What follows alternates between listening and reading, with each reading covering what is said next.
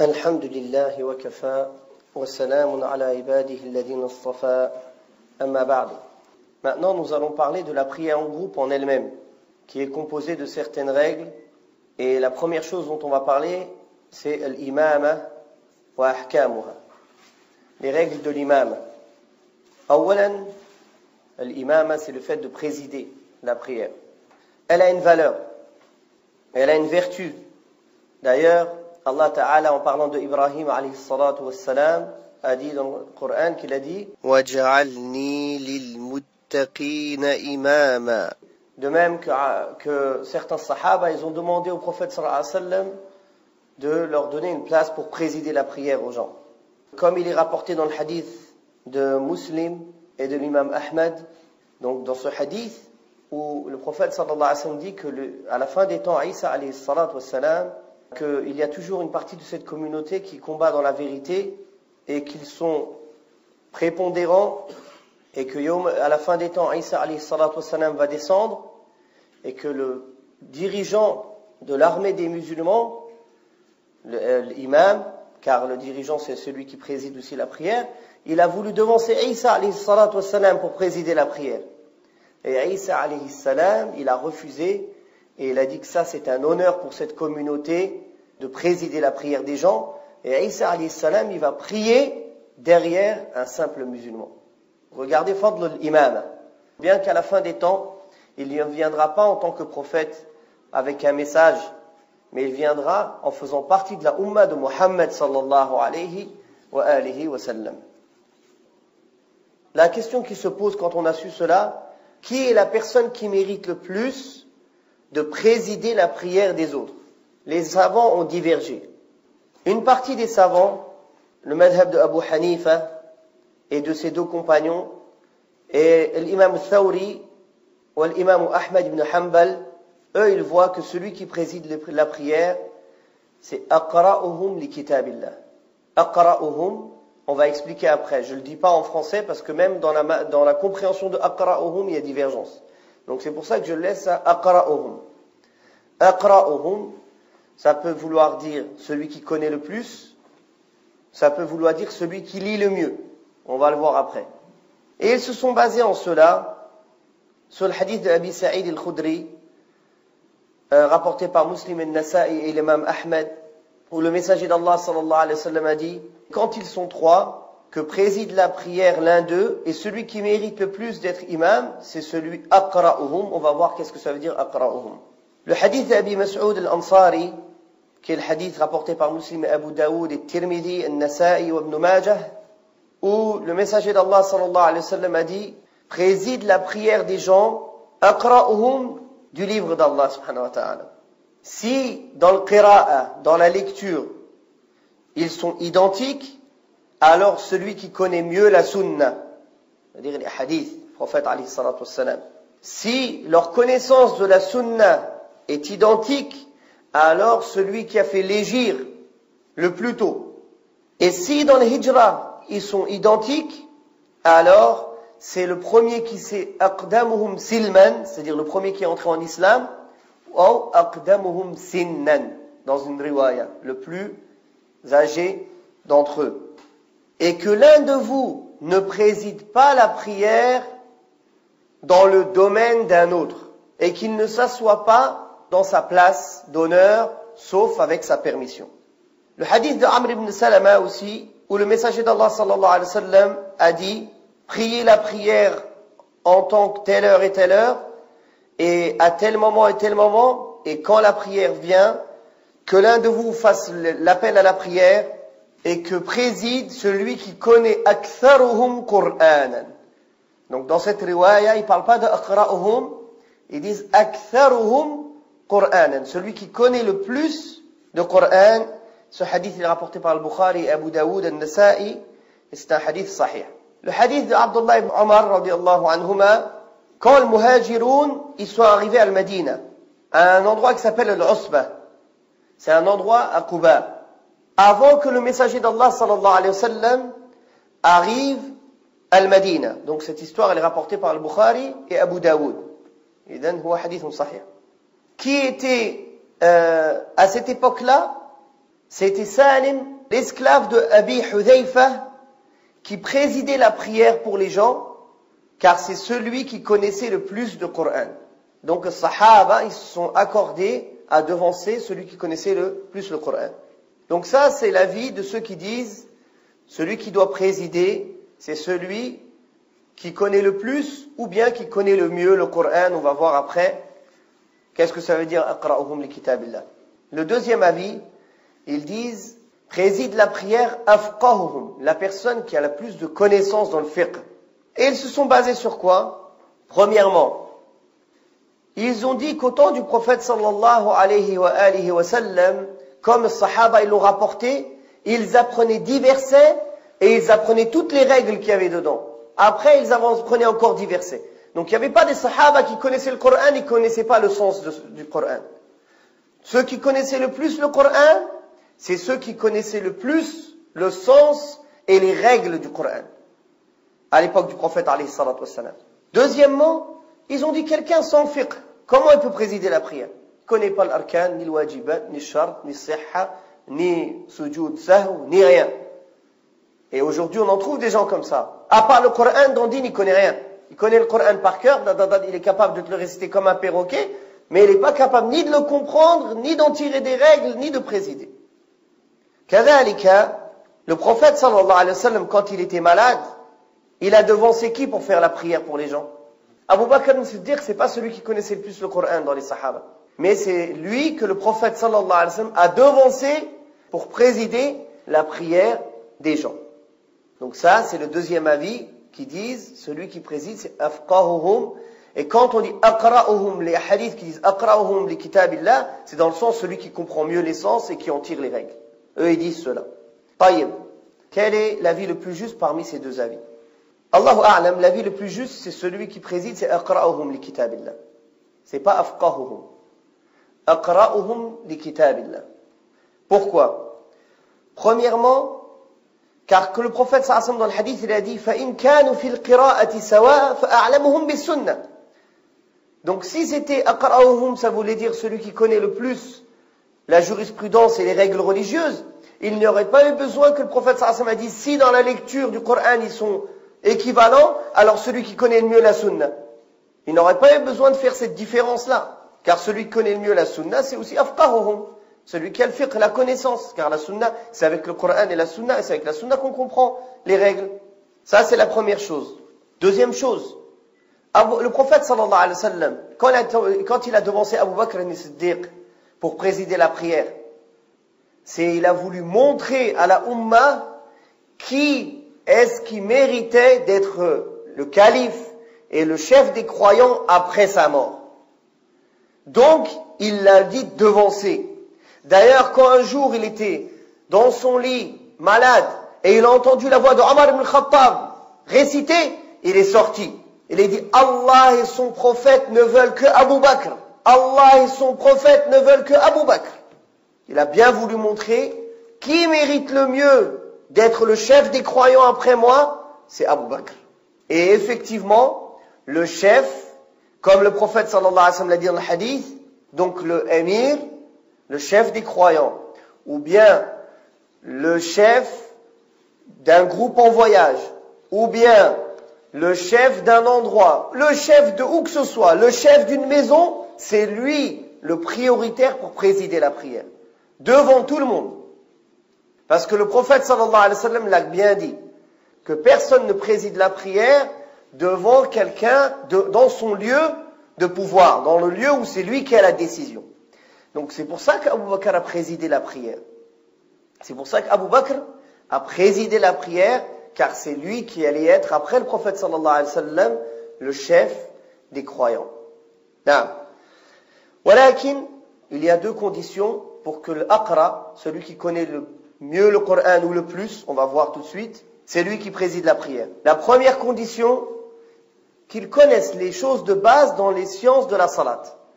Les ablutions, nawaqid al-wudu, ce qui annule les ablutions, al-najasat, les impuretés, les conditions de validité de la prière, les piliers, les obligations, comment faire sujud de sahou, comment rattraper s'il y a un manque dans la prière.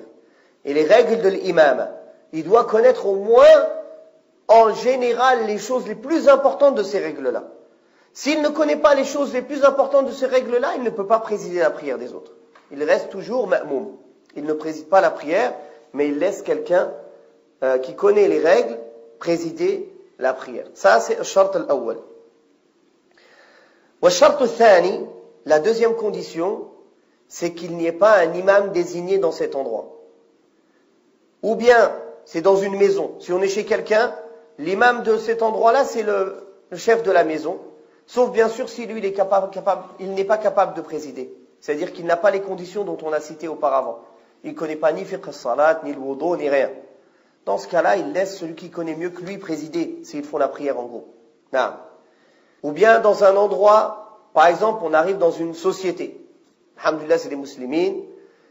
Et le patron de l'entreprise, c'est lui qui est prioritaire pour présider la prière des gens. S'il n'est pas capable, donc ce sera lui qui va désigner quelqu'un pour le faire, mais la désignation doit venir de sa part. Dans un pays musulman, c'est l'imam qui est désigné par l'État. Dans les pays non musulmans, c'est l'imam qui est désigné par l'association. Les gens qui sont désignés, c'est eux les prioritaires. Par exemple, l'imam n'est pas là et il n'a désigné personne pour le remplacer. Qui va présider la prière? Dans ce cas-là, on devancera celui qui connaît mieux le Coran. Walakin bishart, comme on a dit, à condition qu'il connaisse les règles de la prière. Un minimum. Quelqu'un qui connaît les règles de la prière et qui ne connaît pas beaucoup de Coran, il est prioritaire à quelqu'un qui connaît beaucoup de Coran et qui ne connaît pas les règles de la prière. Car lui, au moins, il fait une salat sahiha. Deuxième chose importante, qu'est-ce que ça veut dire aqra'uhum li kitabillah? Al-jumhur, la majorité des savants, ils disent aqra'uhum, c'est celui qui récite le mieux. Pas se dire à la plus belle voix, non. Celui qui récite le mieux dans le makharij, wa sifat. Celui qui récite le Coran kama unzil. Comme il a été révélé au prophète alayhi salatu wassalam. Et non pas qu'il le récite, voilà, qu'il ne dit pas le makharij comme il faut. Par exemple, imaginons, on a un a'jami, quelqu'un qui est un non-arabe, qui a appris le Coran par cœur dans un endroit avec des noms arabes. Et il récite mal le qaf, le ha, le ha, le tha, le dad, mais il est hafiz. Et un autre, mashallah, il connaît un petit peu, mais ce qu'il connaît, il le récite bien. Il sort le makharij comme il faut. Qui va devancer? Celui qui récite bien. Par contre, si quelqu'un, il sort le makharij comme il faut, il sort au moins les lettres en arabe comme il faut, il ne fait pas de faute dans les choses simples, c'est-à-dire dans le mad al-tabi'i, 2 temps, dans la shadda, mais il ne fait pas les autres règles de tajwid, comme le ghunna, l'idgham, le mad, par exemple, de faire un munfasil, ou le muttasil, etc. Il ne connaît pas ça, 4 temps, 6 temps, mais sa lecture, c'est de l'arabe. Il ne change pas le sens. Le makharij, il les sort comme il faut. Il ne sait pas faire la ghunna, il ne sait pas faire ces choses-là. Tant que sa lecture, elle est saine, alors il sera prioritaire. Aqra'uhum li kitabillahi subhanahu wa ta'ala, c'est celui qui connaît le plus de Coran. La preuve de cela, c'est le hadith du prophète sallallahu alayhi wa sallam a dit wal ya'ummukum aktharukum Qur'anan, celui qui connaît le plus de Coran. Donc en résumé, qui va présider la prière? Il faut savoir que, comme on a dit, qu'il y a un accord entre les savants que personne ne préside la prière devant l'imam al-ratib, l'imam désigné. Et donc, dans l'ordre, qui préside la prière? Awalan, l'imam désigné. Thaniyan, s'il n'y a pas un imam désigné, ou bien il n'a pas désigné quelqu'un pour le remplacer, celui qui connaît le plus de Coran et qui sait présider une prière. Si ils sont égaux dans la connaissance du Coran et dans les règles de la prière, enfin qui connaissent tous au moins le minimum des règles de la prière, il y en a qui connaissent plus ou moins, c'est celui qui connaît le plus la sunna, c'est-à-dire le hadith et la sunna du prophète alayhi salatu wassalam. Si ils sont égaux dans la sunna, c'est celui qui a fait l'hégire en premier. Si un des deux il a fait l'hégire d'un pays de koufr vers un pays de l'iman, pays de l'islam, il est prioritaire. Si ils sont égaux dans l'hégire, c'est-à-dire aucun des deux n'a fait l'hégire, ou bien les deux ils ont fait l'hégire en même temps, alors c'est le plus âgé parmi eux, comme le prophète sallallahu alayhi wa sallam a dit dans le hadith de Malik ibn al-Huwayrith, فَلْيُؤَذِّنْ لَكُمْ أَحَدُكُمْ وَلْيَأُمُّكُمْ أَكْبَرُكُمْ وَلْيَأُمُّكُمْ أَكْبَرُكُمْ. Donc est-ce que c'est clair, le tertib? Le prioritaire, c'est l'imam al-ratib, l'imam désigné, ou bien la personne chez lui. Bien sûr, à condition qu'il y a'lamu fiqh as-salat. Toujours, ça c'est la condition, on ne peut pas l'enlever. Celui qui n'a pas cette condition, il ne peut pas être imam. Donc, l'imam al-ratib, l'imam désigné, ou la personne chez lui, ou le responsable, dans n'importe quel endroit où il y a une responsabilité. C'est le prioritaire. Le responsable, ou bien celui qui l'a désigné à sa place, c'est-à-dire l'imam al-ratib. S'il n'a pas aqra'uhum, celui qui connaît le plus de Coran, wa alim bi fiqh as-salat, qui connaît les règles de la prière. S'ils sont égaux dans la connaissance du Coran, alors ce sera celui qui connaît le mieux la sunna. S'ils sont égaux dans la connaissance de la sunna, celui qui a fait l'hégire le plus tôt. S'ils sont égaux dans l'hégire, ce sera celui qui est le plus âgé parmi eux. C'est comme ça l'ordre de l'imama fi shari'atina. Wa subhanallah, regardez comment le prophète sallallahu alayhi wa sallam, il a donné clairement l'ordre à suivre dans chaque chose. Taïb, est-ce que c'est une condition que celui qui mérite le plus l'imama y préside? Par exemple, on est tous ensemble, il n'y a pas d'imam désigné. On a, masha'Allah, un hafid al-kitabillah, alim bi fiqh as-salat. On lui dit tqaddam, il dit non. Un autre, il salli bin nas, il connaît juste la Fatiha. Juste la Fatiha, j'ai pris l'extrême, comme ça on va pas... Non. Il connaît la Fatiha, il connaît les règles de salat, il connaît le wudu, il sait présider une prière. Il connaît la Fatiha, c'est tout. Leur salat, elle est valide. Il n'y a pas de mal. Le prophète sallallahu alayhi wa sallam, n'a-t-il pas prié derrière Abu Bakr as-Siddiq? Et il a prié derrière Abdurrahman ibn Auf. Voilà, chaque cas que le prophète sallallahu alayhi wa sallam, il est mieux qu'eux. Et qui mérite d'être imam plus qu'eux. Mais pourtant, il a prié derrière eux. Idhan, il n'y a aucun mal que ce ne soit pas le plus méritant qui soit imam pour d'autres. C'est valide. Le prophète sallallahu alayhi wa sallam lui-même a prié derrière Abu Bakr et derrière Abdurrahman ibn Auf. Walakin, si on doit choisir, on suit l'ordre que le prophète sallallahu alayhi wa sallam nous a conseillé de suivre. Maintenant, on va voir, est-ce qu'un aveugle il peut être imam pour les gens? Non, c'est une question qui se pose. Pourquoi on pose cette question? Parce que par exemple, chez l'imam Malik, non. Un aveugle, il ne peut pas faire imam pour les gens. Parce que pour lui, l'imam, il doit être kamil al-hay'a. Il doit être quelqu'un de complet. Quelqu'un qui est capable, pour lui, il voit ça. Walakin al-sahih, c'est qu'il peut. Car le hadith de Utban ibn Malik, qui était aveugle, qui présidait la prière pour les gens, et qui est venu voir le prophète sallallahu alayhi wa sallam, il a dit à Rasulallah, quand il y a de la pluie, le fleuve il déborde, je n'arrive pas à aller présider la prière pour les gens.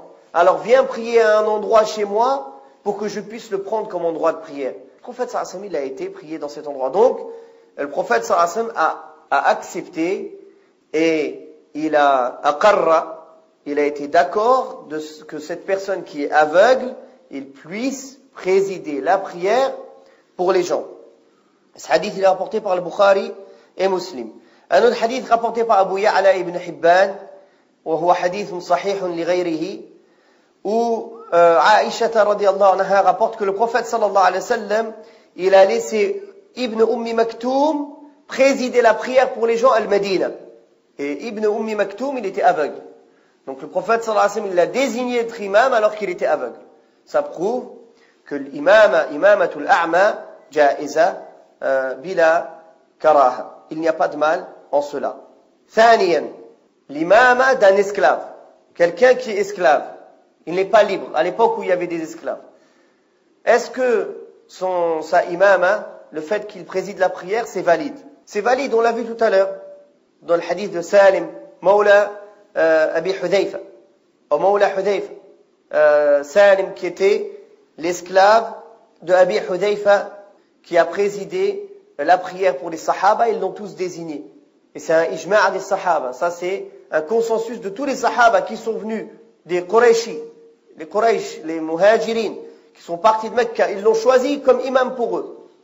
Donc ça prouve qu'un esclave peut être imam. D'ailleurs, Nafi' rapporte, Abd al-Harith a dit à Omar qu'il avait désigné quelqu'un pour être imam, qui s'appelait Ibn Abza. Il lui a dit, vous n'avez pas trouvé quelqu'un d'autre qu'un esclave pour vous faire imam? Il a dit, oui, mais ya Omar, c'est celui qui connaissait le plus le Coran parmi nous, et il connaît en plus la sunna. Et c'est celui qui connaissait le plus le Coran parmi nous, et il connaît en plus les règles de l'héritage. Alors Omar radiyallahu anhu a dit, j'ai entendu le messager d'Allah sallallahu alayhi wa sallam dire, certes Allah élève par ce livre des gens et il en rabaisse d'autres. C'est-à-dire que cette personne, Allah il l'a élevé par le Coran. Kadhalika, un enfant qui n'est pas pubère mais qui comprend ce qu'il fait. Par exemple, après 7, 8, 10 ans. Par exemple, entre 10 ans et 14 ans. Est-ce que lui, il peut être imam dans le fara'id, dans les prières obligatoires et dans les prières surrogatoires? Il y a divergence entre les savants sur cette question, et le plus juste, c'est que le fait qu'il puisse faire imam, c'est permis. On a vu que Amr ibn Salama, il a présidé la prière des gens alors qu'il avait 6 ou 7 ans. Quand le prophète sallallahu alayhi wa sallam, il a demandé de choisir celui qui connaît le plus le Coran, ils ont trouvé que dans tout leur groupe, celui qui connaissait le plus le Coran, il avait 6 ans ou 7 ans. C'est lui qui a fait imam pour eux. Les Sahaba, ils ont choisi pour faire imam pour eux un enfant de 6 à 7 ans, mais qui sait ce qu'il fait. Il connaît les règles de la prière, il sait faire une salat, il sait réciter. Pas un enfant qui ne sait pas ce qu'il fait. Mumayyiz, c'est pour ça qu'on dit as-sabiyul mumayyiz. Il comprend ce qu'il fait, il n'est pas encore pubère, mais il a la raison, il comprend ce qu'il fait, il sait présider une prière, il ne joue pas quand il prie, il peut faire une prière sérieusement du début à la fin avec ses règles. L'imam de cet enfant-là, il est valide. Certains diront, il y a certains savants qui disent que non. Et ils disent que cette histoire qui s'est passée avec les Sahaba, elle s'est passée sans que le prophète sallallahu alayhi wa sallam ne soit au courant.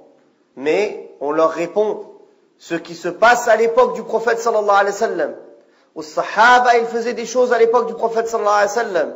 Si Rasulullah sallallahu alayhi wa sallam, il n'est pas au courant, Allah, il est au courant. C'est le moment où les règles, elles sont instaurées. Et si ce n'était pas permis, Allah, il l'aurait révélé. Ou bien dans le Coran, où il l'aurait révélé au prophète sallallahu alayhi wa sallam, qu'il aurait envoyé un messager pour leur dire non, ne faites pas présider un enfant à votre prière. De même que Abi Saïd et Jabir et beaucoup de Sahaba disaient que c'était permis de faire certaines choses en islam. Pourquoi ils disaient on le faisait au temps du prophète sallallahu alayhi wa sallam et il n'y a rien qui a été révélé dans le Coran pour nous dire de ne pas le faire. Donc ça prouve que Sahaba, radiyallahu anhum, ils considéraient que tout ce qui est fait au temps du prophète sallallahu alayhi wa sallam par les croyants et qui n'a pas été repris ni par le prophète sallallahu alayhi wa sallam ni par le Coran, ça veut dire que c'est une chose permise et valable. Le plus méritoire, c'est quelqu'un qui, si c'est un enfant qui n'a pas le hayba, la yattaqillah, c'est quelqu'un, il joue, il n'est pas capable de présider la prière. Celui-là, on ne le devance pas. Walkin, si c'est un enfant, masha'Allah, il fait salat, il est sérieux, même s'il joue en dehors de salat, mais il sait faire salat comme il faut. Et il connaît plus le Coran que tout le monde. Et il n'y a pas d'imam. On le devance. Non. Autre chose, imamatul fasiq. Un fasiq, un dévoyé. Quelqu'un qui fait des péchés. Visibles. C'est-à-dire, quelqu'un, on sait qu'il fait des péchés. Ou bien c'est un zalim, c'est un injuste. Comme le Hajjaj ibn Yusuf, qui a tué des gens, qui a torturé, etc. Ou bien un fasiq. C'est un imam, mais c'est l'imam désigné, mais c'est un fasiq. Tout le monde sait qu'il joue au tiercé, ou là je ne sais quoi, qu'est-ce qu'il fait, il est dans le haram. Nas'Allah salam wa l'afiyah. Si on peut prier autre part, on ne prie pas derrière lui. On prie derrière quelqu'un de la sunna. Mais si c'est la seule mosquée de notre coin, et si on ne prie pas derrière lui, il n'y a plus de salat jama'a, alors on prie derrière lui. C'est quoi la preuve de cela? Le prophète sallallahu alayhi wa sallam a dit dans le hadith rapporté par le Bukhari et l'imam Ahmed, le prophète sallallahu alayhi wa sallam il dit, les imams vous président la prière. S'ils font du bien, s'ils la font bien, c'est pour vous, c'est gagné pour vous. S'ils font des mauvaises choses, ou ils se trompent, ou ils font des péchés, Falakum, pour vous, c'est des hasanat, wa alayhim. Et c'est contre eux. Les erreurs qu'ils font, ce sera contre eux. Vous n'avez pas de part dans leurs erreurs. كذلك le hadith de Ubaydillah ibn Adi, qu'il est rentré voir Uthman ibn Affan. Écoutez bien cette histoire, parce que c'est au moment de la fitna de Uthman. Quand Uthman, il était entouré, chez lui, encerclé par les gens de la fitna qui voulaient le tuer, il n'arrivait même plus à sortir à la mosquée pour présider la prière. Et à ce moment-là, qui présidait la prière? Les gens de la fitna, les gens qui sont venus pour le tuer. Alors imagine-toi. Et ils ont demandé à Uthman ibn Affan, alors qu'il était encerclé, c'est toi l'imam l'am, c'est toi l'imam de tous les musulmans. Et on voit que tu es touché par ce malheur. Et celui qui dirige notre prière, c'est l'imam de la fitna. C'est l'imam du trouble et de la fitna qui est venu faire la tentation entre les musulmans. Et on a du mal à prier derrière lui. Ça ne nous plaît pas de prier derrière cette personne. Uthman ibn Affan radiyallahu anhu a dit, la prière, c'est la meilleure chose que l'homme puisse faire. Si les gens font du bien, alors faites du bien avec eux. Et si les gens font du mal, alors ne faites pas du mal avec eux. Regardez, Sahaba, ils ont été tous d'accord, ils ont toujours prié, même derrière les gens de fitna, ou des gens derrière le fasiqin. D'ailleurs, Abdullah ibn Omar, il a prié derrière le Hajjaj ibn Yusuf, wa huwa min afsaqi khalqillah. C'est parmi les pires des créatures d'Allah parmi les musulmans. On va pas dire que c'est un kafir, c'est un musulman, mais qui a fait du mal. Il a tué, il a opprimé, il a attaqué la Mecque, il a fait couper la tête de Abdullah ibn Zubayr. Ils sont venus encercler la Mecque parce qu'Abdullah ibn Zubayr, il était à la Mecque, ils ont jeté la Mecque avec des catapultes. Et ils l'ont attaqué, il lui a fait couper la tête. Et il était gouverneur en Irak, et il a fait tuer des ulama, et parmi les tabi'in, et Abdullah ibn Omar, il faisait la prière derrière lui. Donc, Sahaba ou tabi'in, ils priaient même derrière les gouverneurs zalimin, même injustes, même qui torturent, même qui tuent. S'il y a la salat, ils priaient derrière lui.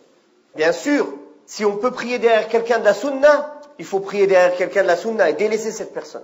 Le prophète sallallahu alayhi wa sallam a dit dans le hadith de Thawban, hadith rapporté par Tirmidhi, Abu Daoud et Ahmed, Innama akhafu ala ummati al-a'immatul mudillin.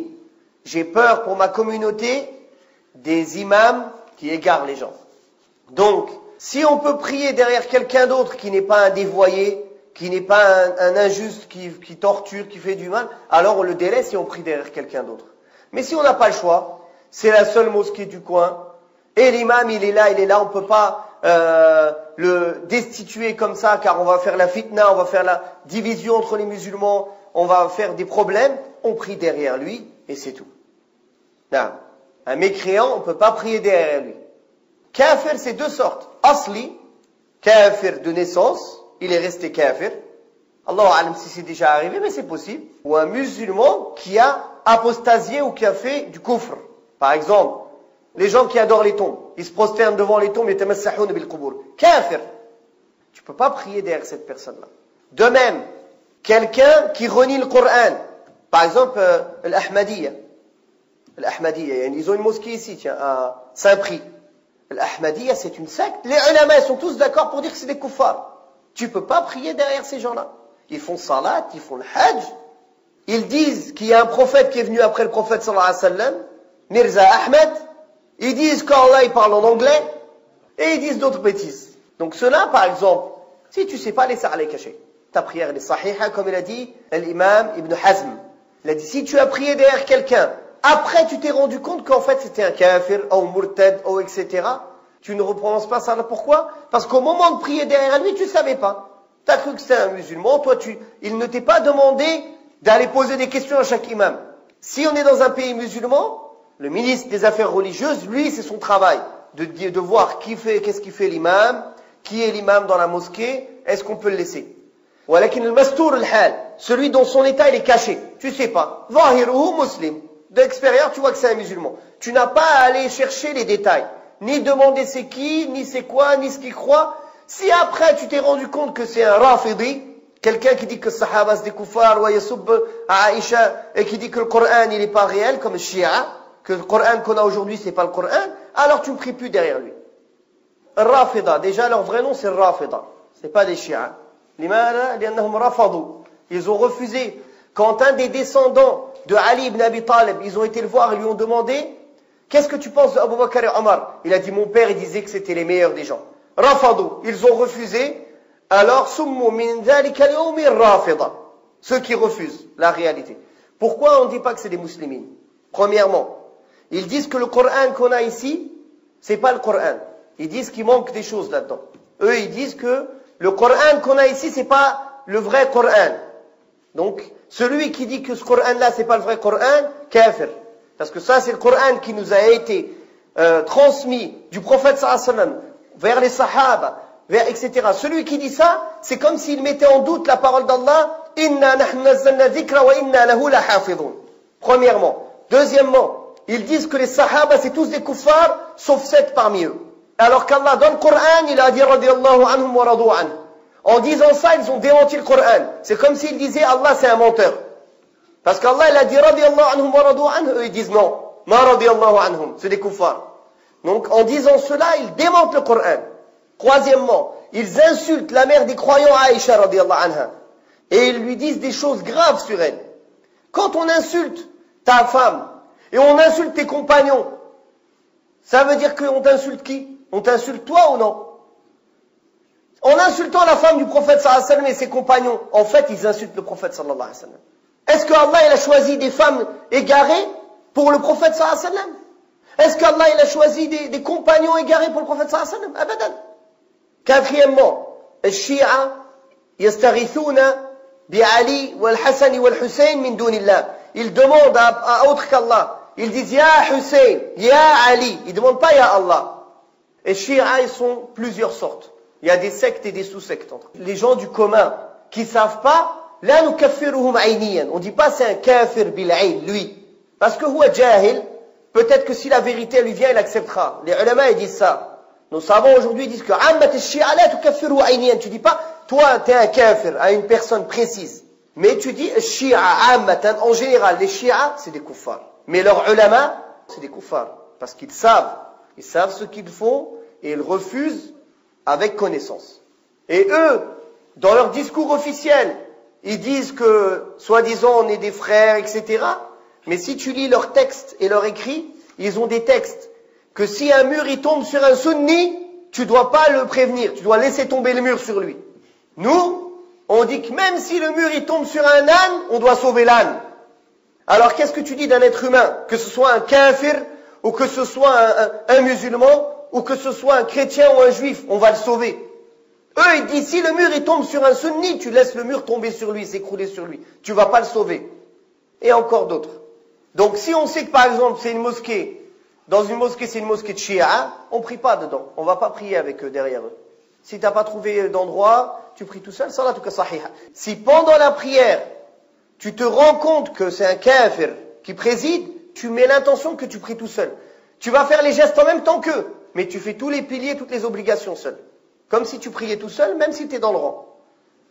Comme on a dit, celui dont on ne connaît pas,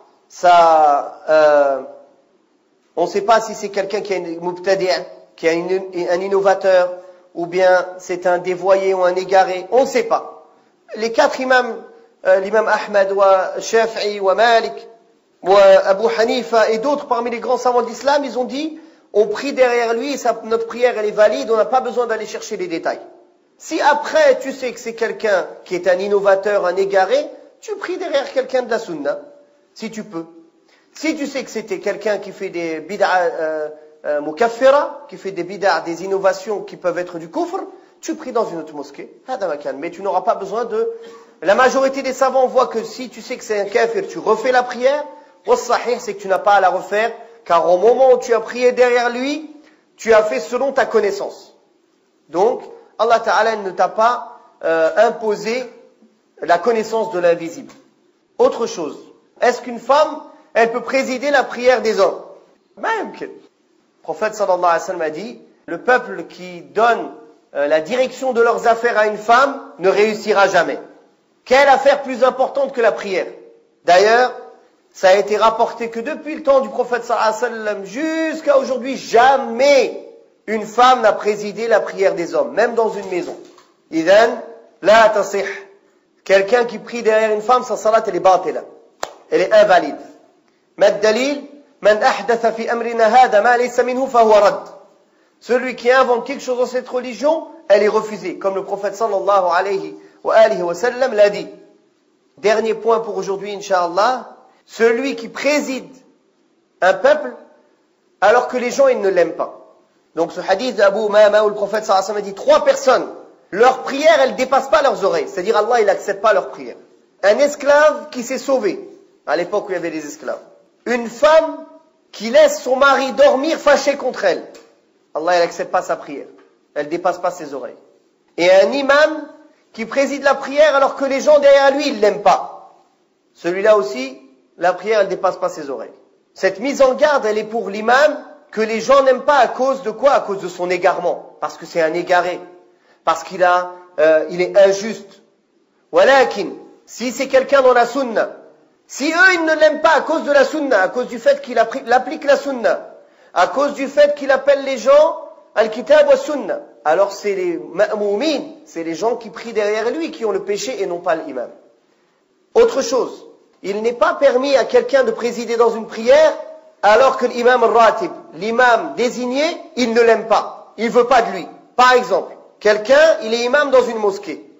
Et il y a des gens, ils le critiquent, ils ne l'aiment pas. Lui, il a interdit que ces gens y président. Ces gens-là, ils n'ont pas le droit de présider dans la mosquée où lui, il est imam. Car c'est lui qui est responsable dans cet endroit-là. Et certains ulama, ils voient même que cette salat, elle est batila, elle est invalide. Le sahih, c'est qu'elle est sahiha, walakin huwa athim. Il a le péché. Car il n'a pas à présider à la place d'un imam si cet imam-là, il ne l'accepte pas.